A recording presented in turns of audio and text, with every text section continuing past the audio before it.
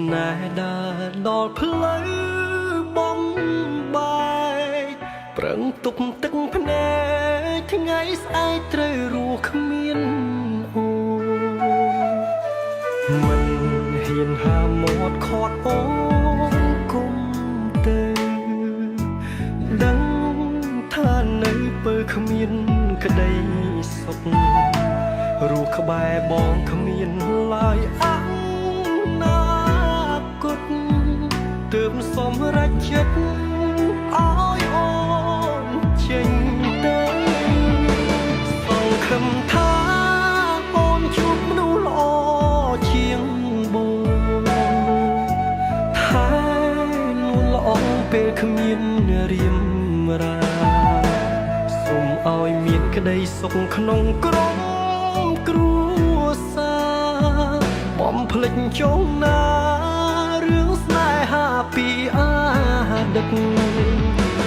នៅស្រឡាញ់អូនមួយជីវិតទុំ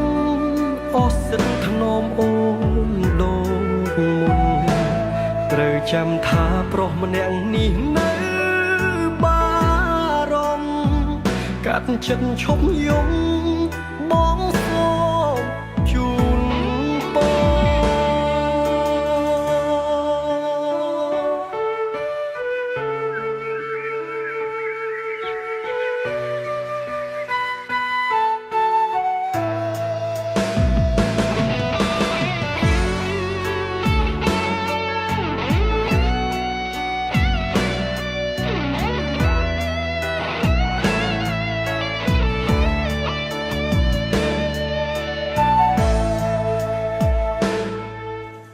មិន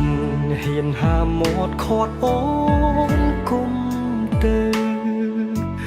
ដឹងថានៅពេលគ្មានក្តីសុខរស់ក្បែរបងគ្មានឡើយអនាគតទើបសម្រេចចិត្ត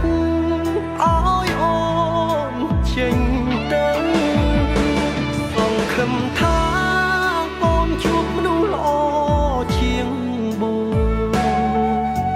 ថានួនល្អពេលគ្មានរៀមរាសូមឲ្យមានក្តីសុខក្នុងក្រុមគ្រួសារបំភ្លេចចងណារឿងស្នេហាពីអតីតនៅស្រឡាញ់អូនមួយជីវិតទុំអស់សិទ្ធថ្នមអូនដូចមុនត្រូវចាំថាប្រុសម្នាក់នេះនៅបារម្ភកាត់ចិត្តឈប់យំ